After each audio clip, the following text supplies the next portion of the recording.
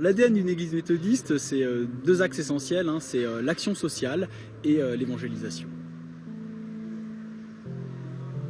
Historiquement, on était dans un quartier extrêmement populaire quand l'église s'est implantée à la fin du 19e siècle, et aujourd'hui c'est un quartier très touristique.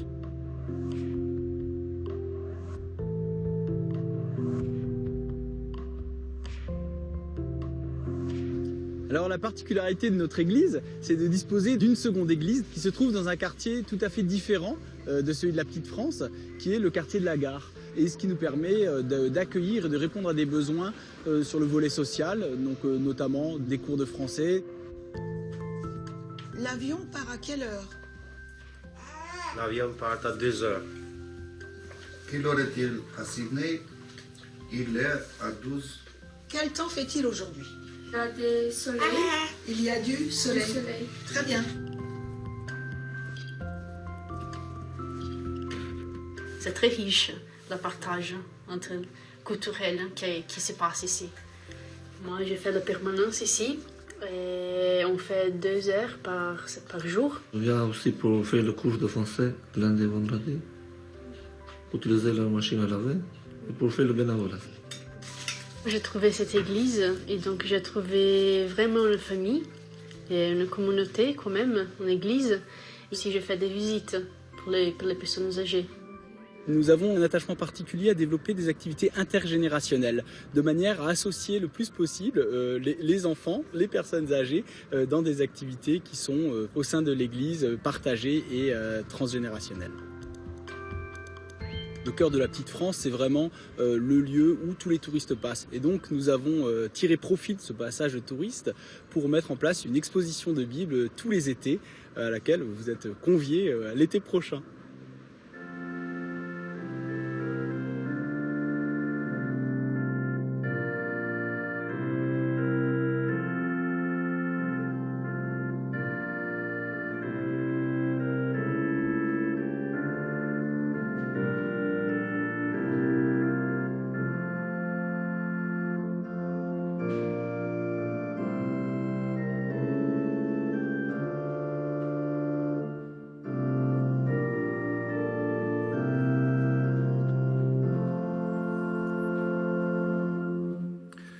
Que la grâce et la paix vous soient données de la part de Dieu, notre Père, et du Seigneur Jésus-Christ. Nous sommes reconnaissants et heureux de vivre ce moment avec vous.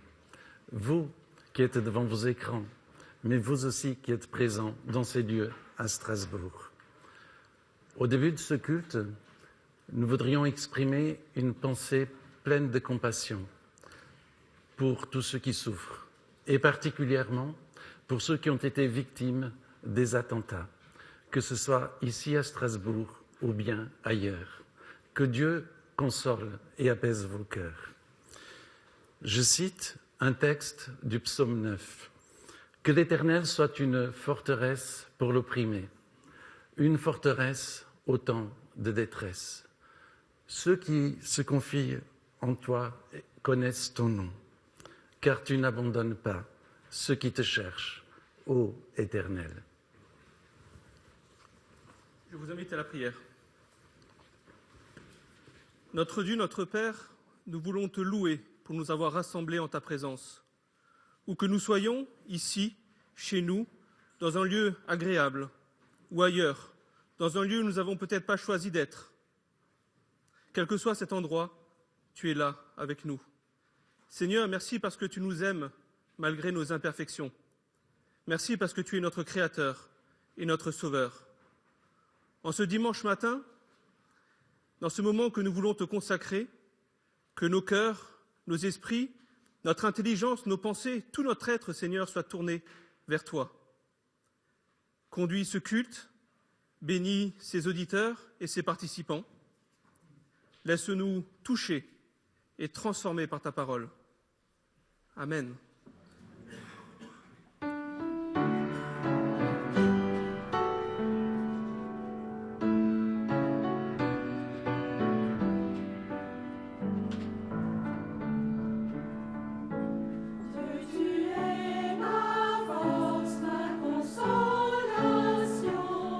Une lampe devant mes pas.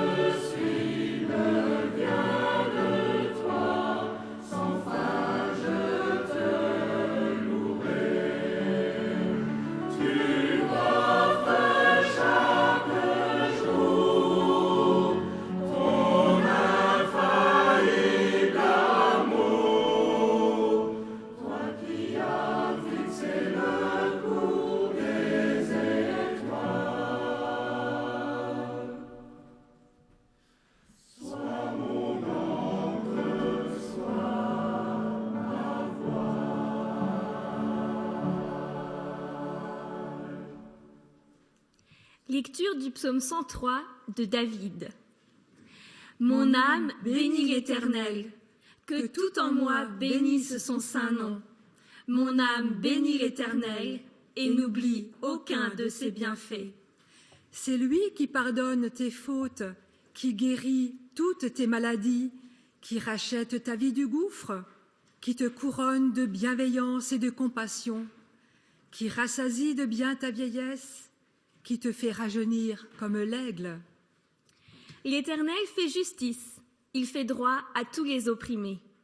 Il a fait connaître ses voies à Moïse, ses hauts faits aux fils d'Israël. L'Éternel est compatissant et il fait grâce. Il est lent à la colère et riche en bienveillance. Il ne conteste pas sans cesse. Il ne garde pas sa colère à toujours. Il ne nous traite pas selon nos péchés et ne nous rétribue pas selon nos fautes. Mais autant les cieux sont élevés au-dessus de la terre, autant sa bienveillance est efficace pour ceux qui le craignent. Autant l'Orient est éloigné de l'Occident, autant il éloigne de nous nos offenses. Comme un père a compassion de ses fils, l'Éternel a compassion de ceux qui le craignent, car il sait de quoi nous sommes formés. Il se souvient que nous sommes poussière. L'Éternel a établi son trône dans les cieux, et son règne domine sur toutes choses. Bénissez l'Éternel, vous ses anges, qui êtes puissants en force et qui exécutez sa parole en obéissant à la voix de sa parole. Bénissez l'Éternel, vous toutes ses armées, qui êtes à son service et qui faites sa volonté. Bénissez l'Éternel, vous toutes ses œuvres, dans tous les lieux où il domine. Mon âme bénit l'Éternel.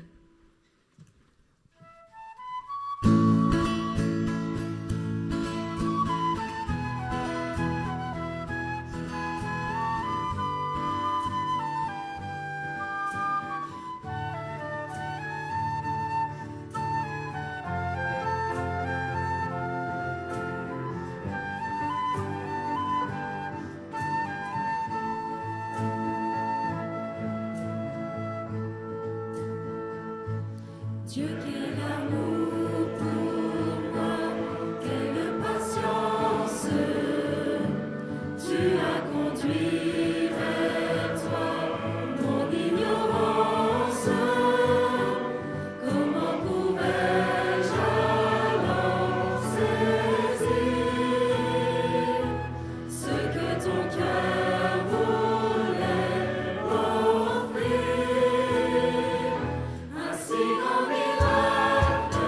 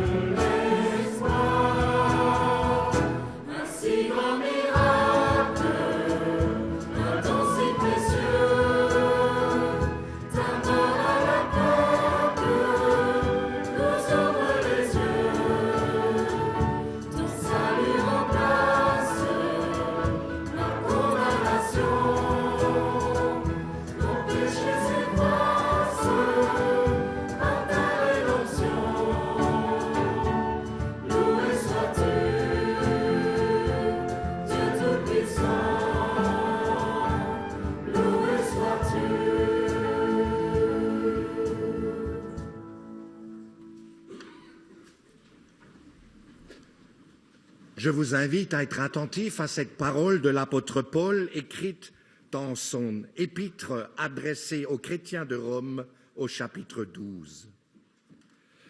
Je vous exhorte donc, frères, par les compassions de Dieu, à offrir vos corps comme un sacrifice vivant, saint, agréable à Dieu, ce qui sera de votre part un culte raisonnable.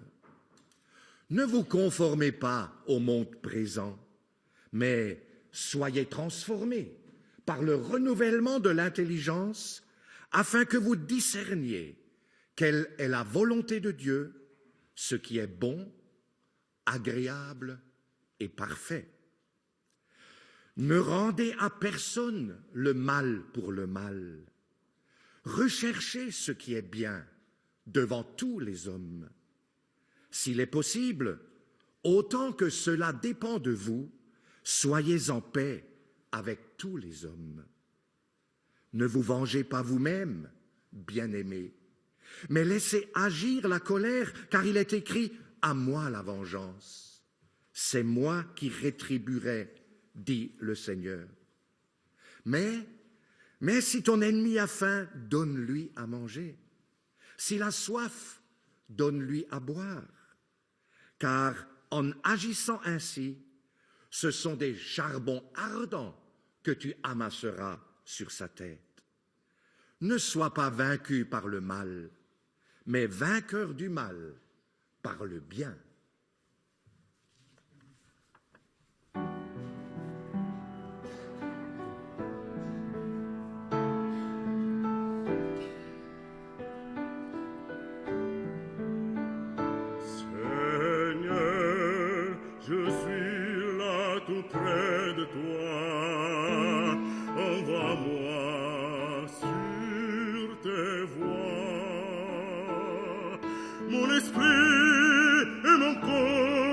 Je te remets tout, accepte cette offrande.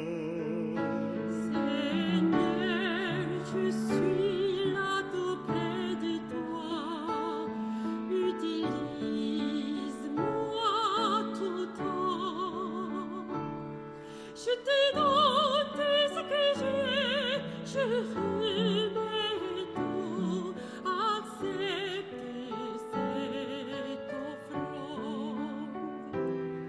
Alléluia.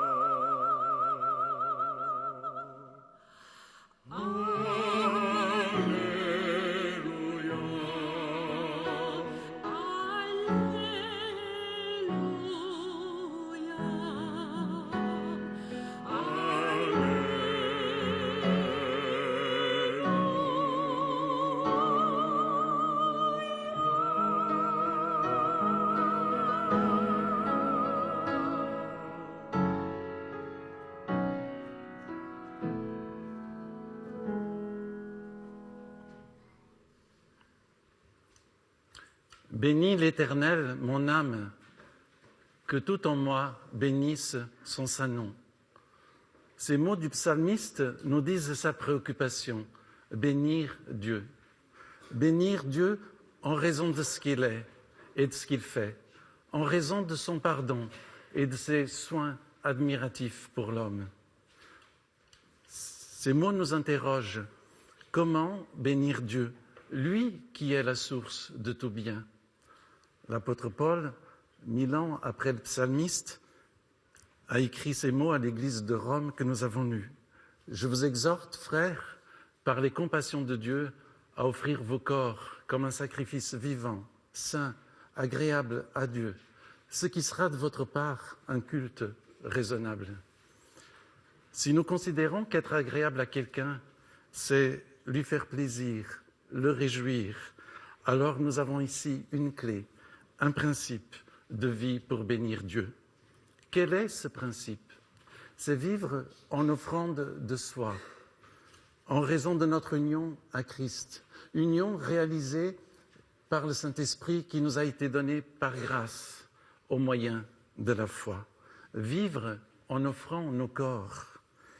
Quand on considère que le corps humain est composé de tant de membres, de tant de capacités, nous comprenons que nous pouvons bénir Dieu dans la riche diversité de notre existence, dans la pensée et dans l'action, au travail ou au repos, dans nos solitudes ou dans nos relations. Ainsi, en concédant à Dieu la direction de nos vies, nous lui rendons un culte permanent, vivant, dans tous les aspects de nos vies. Offrir nos vies à Dieu implique cependant un double mouvement. D'abord, le refus de se conformer à un monde animé par les mauvais désirs et l'orgueil. Ce monde dont l'apôtre Jean écrit « N'aimez pas le monde, ni ce qui est dans le monde ». Il ne s'agit pas de ne pas aimer la nature ou bien la société dans ce qu'elle a de bien. Non, il s'agit de refuser un monde qui sème la division, l'injustice. Où se manifeste ce monde? Certainement en soi, en nous-mêmes. Là où naissent tant de prétentions personnelles, là où on se croit plus sage que les autres. Ce monde se manifeste aussi à l'extérieur de soi, lorsqu'on institue l'irrespect des personnes, de la vie, l'exploitation, l'idole de l'argent. Il s'agit d'un monde dominateur, matérialiste, qui détruit les sens les plus nobles, les amours les plus belles, les filiations les plus chères. Un monde globalisant, faisant fi de la juste harmonie entre les personnes, entre les peuples, faisant fi du respect de la nature. Martin Luther King nous a parlé des peurs qui nous empêchent de nous démarquer des pressions ambiantes. La peur d'être impopulaire si nous nous trouvons dans une minorité pathétique. La peur de lutter contre l'immoralité face au consensus du groupe. La peur d'aller contre les dieux du succès, de l'approbation, du conformisme. Le second mouvement dans l'offrande de notre vie consiste à se laisser transformer par le renouvellement de l'intelligence, par une docilité au Saint-Esprit, une harmonisation de notre esprit et de notre volonté à l'Esprit Saint. Grâce à la parole de Dieu, par laquelle Dieu opère une transformation morale, un renouvellement de notre pensée et de nos comportements. Cette docilité au Saint-Esprit est féconde, créatrice. Elle nous permet le discernement de la volonté de Dieu. La volonté de Dieu, nous dit l'Écriture, est ce qui est bon, agréable et parfait. Entendons bien cela. La mise en œuvre de la volonté de Dieu rétablirait tant de droits, tant de liberté, de justice sociale. Elle a inspiré les plus grands réformateurs. La marche vers les droits de l'homme et du citoyen. Volonté de Dieu qui nous dit aussi « Tu aimeras ton prochain comme toi-même ». La volonté de Dieu, un Dieu si grand et si humble, nous conduira à une véritable solidarité humaine, à construire les unions internationales dans le respect des peuples que Dieu a créés. Quel jour nouveau se lève à partir de la volonté de Dieu? La volonté de Dieu, norme de nos vies, nous conduira à nous adapter aux différentes situations, faciles, mais aussi difficiles. Comment vivre en offrant de soi face au mal subi, face au mal inévitable présent dans notre monde? Il va si vite de répondre au mal par le mal. Il va si vite de s'appuyer sur ses propres forces et d'oublier que l'Esprit du Christ nous anime, que Dieu a aimé ses ennemis dont nous faisions partie avant de venir à lui. Il va si vite de recourir à la vengeance, ce plat qu'on mange froid et qui est toujours indigeste. En procédant ainsi, nous nous inscrivons alors dans un mauvais usage de la loi du talion. Nous nous faisons juges et magistrats d'un jugement qui revient à la société. Pire, nous courons le risque de nous mettre à la place de Dieu sur son trône, qui nous dit « À moi la vengeance, c'est moi qui rétribuerai, dit le Seigneur ». Le don de soi face au mal subi implique que je reste encore attentif aux besoins de celui qui me blesse ou qui me mine. Si ton ennemi a faim, donne-lui à manger, et s'il a soif, donne-lui à boire, nous dit le Seigneur, le roi de l'univers. Il ne s'agit pas de tendre l'autre joue au sens littéral du terme, ou bien de favoriser la violence ou les abus. Jésus ne l'a pas fait, mais de chercher encore le bien de celui qui nous a fait mal. Celui qui a fait le mal est en danger. Il est inspiré par le malin, le diable, celui qui veut détruire nos vies. Cela impliquera pour nous de prier, de chercher secours en Dieu qui est là, en celui qui insultait ne rendait pas l'insulte, souffrant ne faisait pas de menace, mais s'en remettait à celui qui juge justement, celui qui a porté nos péchés en son corps sur le bois, afin que, mort à nos péchés, nous vivions pour la justice, lui dont la meurtrissure nous a guéris, Jésus, le Fils de Dieu fait homme. Que notre vie soit une offrande à Dieu, un temple, un lieu où Dieu manifeste sa grâce pour ceux qui nous entourent. Amen.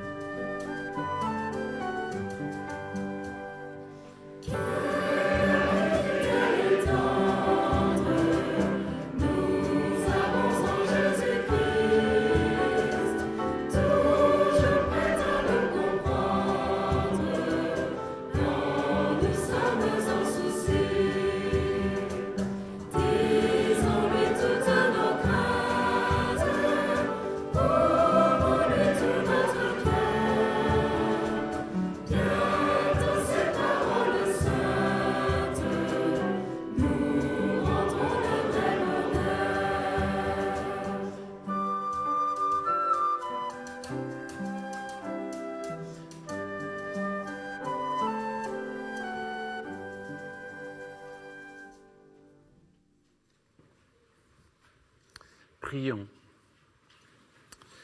Seigneur, ton esprit en nous fait dire de ta part, mon âme bénit l'Éternel.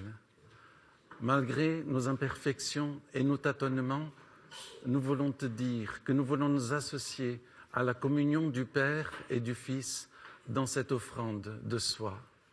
Aide-nous à réaliser que c'est à chaque instant et en tout que nous pouvons te bénir. Seigneur, que ta volonté soit discernée dans notre vie, qu'elle inspire les autorités, la jeunesse, le pays. Rends-nous dociles à ton esprit, à ta volonté. Merci Seigneur d'être la source de nos intentions et de notre action. Amen. À celui qui peut nous préserver de toute chute et vous faire paraître devant sa gloire, irréprochable dans l'allégresse, à Dieu seul, notre Sauveur, par Jésus-Christ, notre Seigneur, soit gloire, majesté, force et autorité, dès avant tous les temps, maintenant et dans les siècles à venir. Amen.